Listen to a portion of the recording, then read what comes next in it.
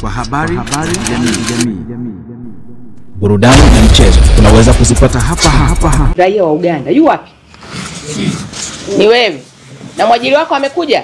Ndio mkuu. Yu wapi mwajiri wako? Kanisa la Mungu wako pale. Mwajiri yuko wapi? Dasgeti. Huyu bwana imekuwaje? Kwanza unamtambua? Ndio. Sawa. Alikuwa anafanya kazi kwako? Ndio. Aliondolewa kazini? Aliondolewa kutokana na mkataba ulifika mwisho. Mkataba uliisha? Ndio. Alilipwa haki zake alizokuwa anadai wakati mlipokuwa mmekubaliana kulingana na mkataba? Ndio. Sasa kaja kulalamika nini wewe unavyofikiria? Labda tumsikilize atoe maelezo. Msikilize. Mimi kama nilivyotajwa hapo mkuu, Ndio. Mimi naitwa Babigumira Saudi, ni raia wa Uganda. Niliingia hapa nchini mwaka 2009. Na 9 ndio mkuu. Kufanya kazi kama mwalimu. Na nilikuja kwa ajili ya kufundisha somo la uchumi. Nilipofika nikaanza kazi kama mwalimu. Nikafanya kazi yangu tu kwa amani na kufuata taratibu za nchi. Nilipofika mwaka 2017 nikabadilishiwa utaratibu na mwajiri wangu kutoka kwenye kazi ya walimu kwenda kwenye kazi ya umissionari. Sasa nilivyohoji umissionari umetokea wapi, na mimi nilikuja kufanya kazi ya walimu. Na mkataba yangu yote nasema mimi ni mwalimu tangu mwaka 2009, inakuwaje mwaka 2017 niwe missionari? Mwaka 2023 ni Desemba nilivyotolea kwenye ukuu wa shule nikarudi mwalimu wa kawaida. Lakini nilivyorudi mwalimu wa kawaida Januari mwezi wa kwanza nikapunguzwa mshahara 100,000. Nilivyoenda kwa manager koji, kwa nini nimepunguzwa mshahara? Walikupa na barua kwamba tunakupunguzia 100,000? Hawajanipa barua. Nikamwandikia manager barua na kwa nini nimepunguziwa mshahara? Wakasema ni taratibu za kanisa, ni miongozo ya kanisa, na mimi kwa sababu sio mwenyeje na sio raia, labda ndio hivyo. Basi mimi nikafanya kazi. Ilivyofika Desemba 2024 nikapewa barua ya kufukuzwa kazi ya kwamba mimi ni yahusu kuisha mkataba wa umissionari. Sasa nikajaribu kumtafuta manager anielezee huo missionari wangu ulitoka wapi na ulianzia wapi na huo mkataba wa umissionari uisha huko wapi, terms zake na conditions zilikuwa ni nini, ili nijue. Lakini bahati mbaya manager akawa ananipiga chenga. Sasa kumbuka umefukuzwa kazi, una watoto, mimi mke wangu ni Mtanzania, tuna watoto 4 hapa. Lakini nikafanikiwa kumuona kiongozi mkuu wa kanisa ambaye ni baba askofu. Alisema nimekupa dakika 10. Wewe ni msumbufu. Unajua wewe ni raia wa Uganda. Sitako sumbue kanisa. Kaambia baba, mbona mimi nimekuja umenifukuza kazi? Ni sawa, kufukuzwa kazi na kupia kazi ni haki ya mtu. Lakini umemfukuzaje mtu? Mimi naomba niambie nimefukuzwa nini? Akasema ninakuambia hivi. Sitako sumbue kanisa. Na ukiendelea kusumbua kanisa, nitakuwekea wanasheria 8. Na nitakufukuza mpaka mpakani. Kwa sababu serikali hii iko mfukoni mwetu. Nasema basi kama serikali iko mfukoni mwenu na utaniwekea wanasheria 8, mimi sina hela. Nikajaribu kutuliza akili yangu kidogo. Nifanyeje? Nikaweka madai yangu. Yeye aliamuru nilipe shilingi milioni 5 na shilingi 400, ambayo milioni 5 na 400, 200,000 ya nauli ya kubeba mimi familia mzigo yangu kurudi Uganda, shilingi 200,000. Mheshimiwa CMA aliamuru. Na miezi ilikuwa imebaki miezi 7 kwenye mkataba wangu, nilipe miezi 6.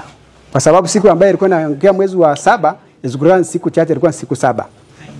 Kwa vitisho mimi nikakubali kupokea zile fedha. Lakini nikadai NSSF.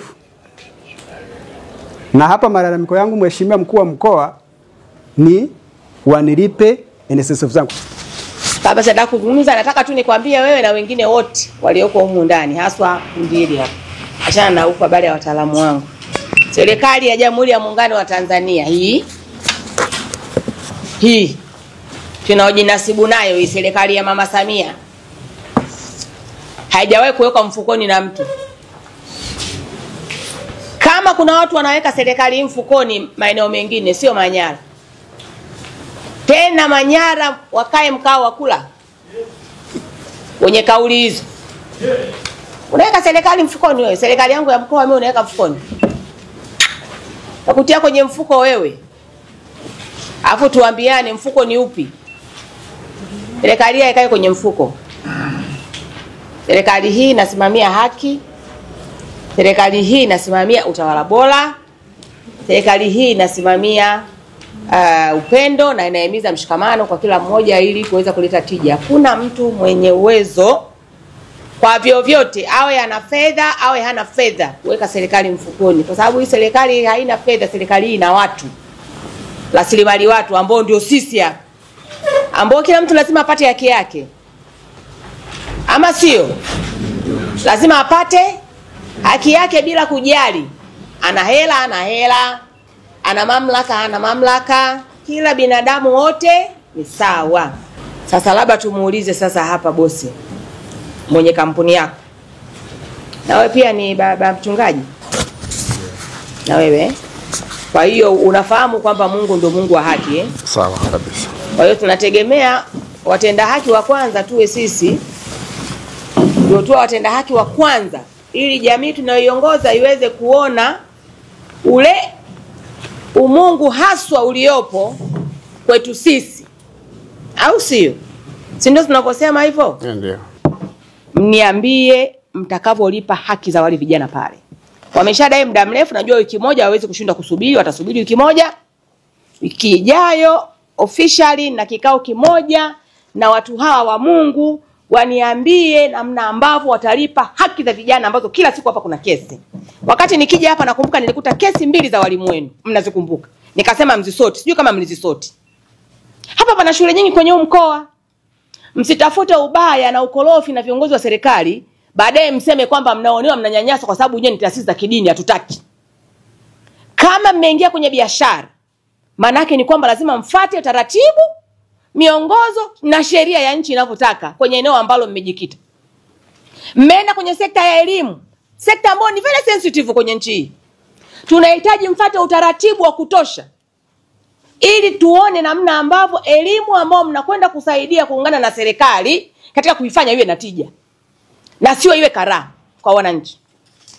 Na tena hapo katibu tawala katika hilo pia naomba pia uende ufanyike uchunguzi na ukaguzi wa kutosha, maana nikisema kutosha Danema unanijua, kuhusiana na habari ya miundombinu ya shule.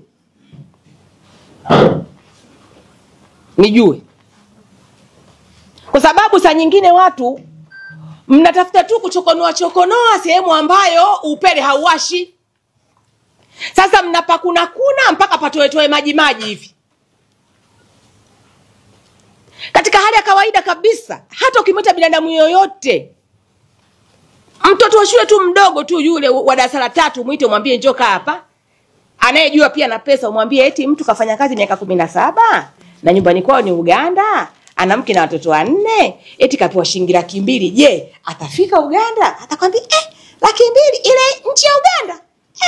200,000 atafika kweli? Huyo ni mtoto mdogo ambaye bado hajakuwa na uwezo mkubwa wa kureason. Sembuse mtu mzima. Kaa hapo mtulie. Vijana wangu wanaokuja kwa ajili ya kwenda kuchukua hizo dokumenti za awali ambazo nazitaka ziwe zimetangulia kwanza hapa nianza kuzifanyia kazi, alafu kutokea leo ndani ya wiki moja serikali itafanya kazi na nyinyi ili tuweze kupata kile ambacho tunakitaka. Na hii nataka iwe funzo kwa taasisi zote binafsi kwenye mkoa huu.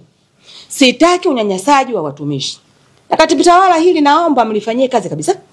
Ni maelekezo haya makususi. Piteni kwenye hizo taasisi muangalie hali za kiutumishi za watendaji mule zikoje.